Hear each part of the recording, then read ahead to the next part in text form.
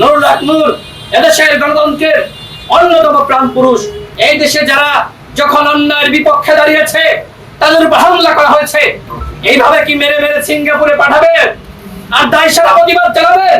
এই ফাঁসিবাদ নির্মূল করার জন্য গণ অধিকার পরিষদ ইনশাআল্লাহ রাজপথে থাকবে। ওই বিএনপি আমাদের কথা শুনবে, আমাদের কথা শুনবে না।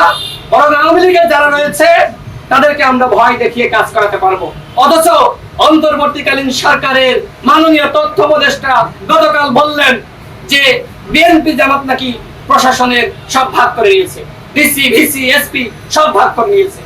জনগণের ভাগ কোথায়? এই কথা বলার আগে মাহফুজ আলমের পদত্যাগ করা দরকার ছিল।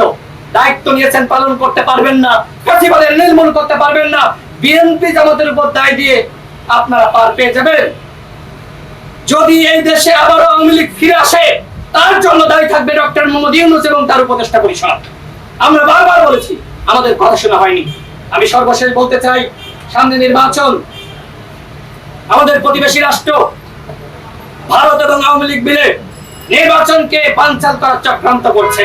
নুরুল হক নূর সহ আক্তার হোসেন, আব্দুর রহমান, বিএনপির মহাসচিব এবং এর আগে হাসনাতের উপর হামলা হয়েছিল। এই যে হামলাগুলো হচ্ছে এর একমাত্র কারণ হলো দেশকে আনস্টেবল করা, দেশে আরেকটি একাগ্র ফিরিয়ে আনা এবং এই সরকারকে ব্যর্থ করা, যাতে করে এই সরকার কোনোভাবে নির্বাচন না করতে পারে। এগুলো আপনারা মনে করছেন এমনি এমনি। আজকে নুরুল হক নূর অন্যান্য দলের প্রধান নেতাদের উদ্দেশ্যে বলতে চাই, আপনারা নিরাপদ? আমি প্রশ্ন করছি, আপনারা নিরাপদ? এর আগে বিএনপির ভারপ্রাপ্ত চেয়ারম্যান তারেক রহমানের মেরুদণ্ড ভেঙে দেওয়া হয়েছিল, তিনি এখন লন্ডনে দীর্ঘ সময় নির্বাসিত থেকেছেন।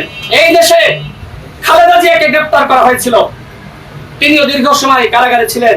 এই দেশে যারা যখন অন্যায়ের বিপক্ষে দাঁড়িয়েছে তাদের উপর হামলা করা হয়েছে, আমাদের অসংখ্য নেতৃবৃন্দের উপর হামলা করা হয়েছে। 18 সালের সংস্কার আন্দোলনের সময় আমাদেরকে নানানভাবে অফার দেওয়া হয়, তারপরেও কিন্তু আমরা সেই অফারে মাথা নত করি নাই। সেই 18 সালের সংস্কার আন্দোলন বাংলাদেশে না হলে এদেশে গণঅভ্যুত্থান হতো না। 18 সালের সংস্কার আন্দোলন এদেশে গণঅভ্যুত্থানের প্রেক্ষাপট রচনা করেছে। নুরুল হক নূর এদেশের গণতন্ত্রের অন্যতম প্রাণ পুরুষ। আজকে তিনি সিঙ্গাপুরে চিকিৎসার জন্য গিয়েছেন। এইভাবে কি মেরে মেরে সিঙ্গাপুরে পাঠাবেন আর দায়সারা প্রতিবাদ জানাবেন? এই জন্য কি আপনাদের ক্ষমতায় বসানো হয়েছে? এদেশে যদি ফেব্রুয়ারি মাসে নির্বাচন না হয়, যে পরিস্থিতি দেখছি, যে অরাজকতা দেখছি, জুলাই যোদ্ধাদের উপর একের পর এক যে হামলা করা হচ্ছে, আমাদের তো মনে হচ্ছে নির্বাচন বানচাল করার চক্রান্ত ভারত এবং আওয়ামী লীগ শুরু করে দিয়েছে। দেখেন এছাড়াও তারা 2500 কোটি টাকা ইতিমধ্যে নাকি আওয়ামী লীগকে দিয়েছে। এই যে দিনের পর দিন আওয়ামী লীগের মিছিল বড় হচ্ছে আর আমরা বিপ্লবীরা বিভক্ত হয়ে গিয়েছি। আমরা ক্ষমতার দ্বন্দ্বে কেউ কারোর মুখ দেখতে পাচ্ছি না। কিন্তু এই রাষ্ট্র যদি আমরা টিকিয়ে না রাখতে পারি, যদি ফ্যাসিবাদ বিরোধী ঐক্য আমরা না ধরে রাখতে পারি, বিশ্বাস করেন আওয়ামী লীগ এবং ভারত এদেশের নির্বাচন হতে দিবে না।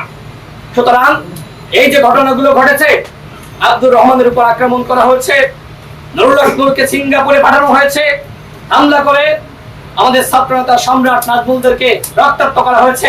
এখনো পর্যন্ত শতাধিক নেতাকর্মী তারা কিন্তু বিছানায়। এইভাবে আমাদেরকে দমন করার চেষ্টা করেছিল আওয়ামী লীগ, তারা কিন্তু পারে নাই। এখন যদি কেউ মনে করেন আমাদেরকে দমন করবেন, পারবেন না। কেউ রাজপথে এই ফাঁসিবাদের বিরুদ্ধে থাকুক আর না থাকুক, এই ফাঁসিবাদ নির্মূল করার জন্য গণ অধিকার পরিষদ ইনশাআল্লাহ রাজপথে থাকবে। আমি সর্বশেষ বলবো, গতকাল আব্দুর রহমানকে যারা অপহরণ করেছিল, যারা রক্তাক্ত করেছে, তাদেরকে অবশ্যই গ্রেফতার করতে হবে।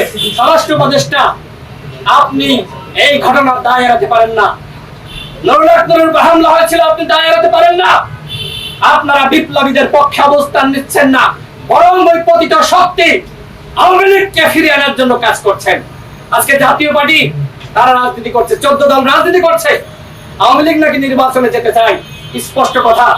আমাদেরকে হামলা করছে, আপনারা যারা মনে করছেন নিরাপদে আছেন, নিরাপদ নয়। আজকে আব্দুর রহমান, আগামীকাল আপনার পালা।